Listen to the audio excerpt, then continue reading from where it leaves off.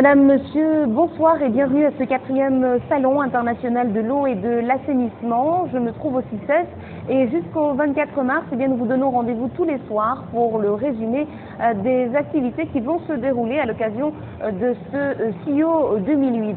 Alors, cette première journée est bien sûr consacrée à la cérémonie inaugurale de ce salon de l'eau et de l'assainissement.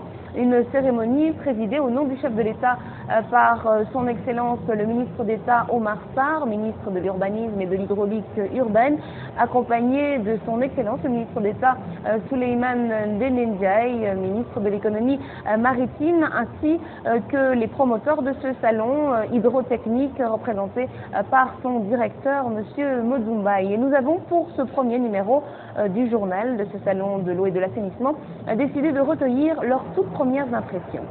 Je pense que ce salon est déjà un succès par le nombre d'exposants que nous avons pu voir. Bien sûr, il y a beaucoup de pays qui sont d'abord représentés, indépendamment des institutions ou des structures qui sont installées au Sénégal. Il y a beaucoup de pays, je pense qu'il y a une quinzaine de pays représentés.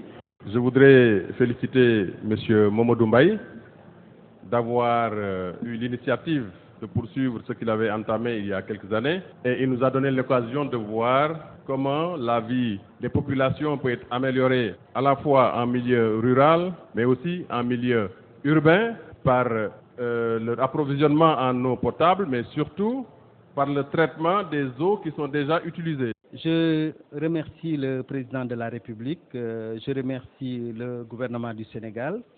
Je remercie les ministres d'État qui sont là cet après-midi. Je remercie la délégation belge avec à la tête M.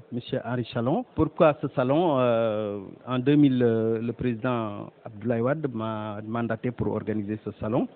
Et depuis, nous avons pu regrouper tous les décideurs, les chercheurs autour d'une table pour discuter de la problématique de l'eau. Et cette année-ci, nous avons amené sur le pavillon du Sénégal des unités de potabilisation, des unités de dessalement par évaporation.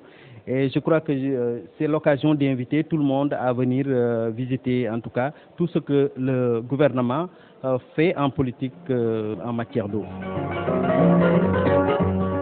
Pour cette première phase du PEPAM, il faut juste noter que c'est le financement qui est bouclé. En ce qui concerne les travaux, ils seront entamés très prochainement. Nous sommes dans la phase des consultations qui devraient donc prendre fin 2008, début 2009. Et les travaux devraient pouvoir intervenir immédiatement après.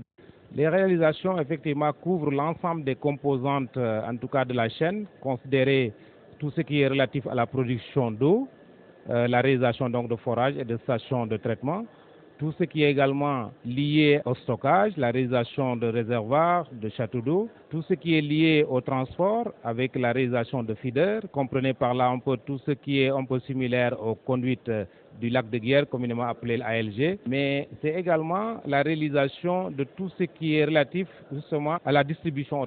Comprenez par là le réseau primaire, secondaire et tertiaire, jusqu'au raccordement au réseau, en tout cas domiciliaire, par les domiciliaires.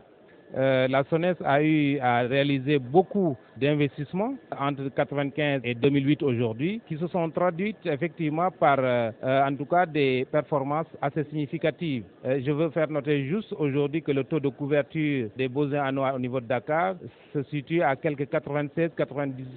En ce qui concerne les autres villes de l'intérieur, nous nous trouvons dans les environs de 88 à 90%. Ce que nous envisageons effectivement à travers ce PEPAM, aussi bien la première que la deuxième phase, c'est de faire en sorte que d'ici 2015, qu'on puisse arriver à couvrir ceux-là qui n'ont pas encore accès à l'eau. Ça veut dire que donc, quasiment à Dakar, on sera au taux de couverture universelle et ça serait pratiquement la même chose également au niveau des villes de l'intérieur.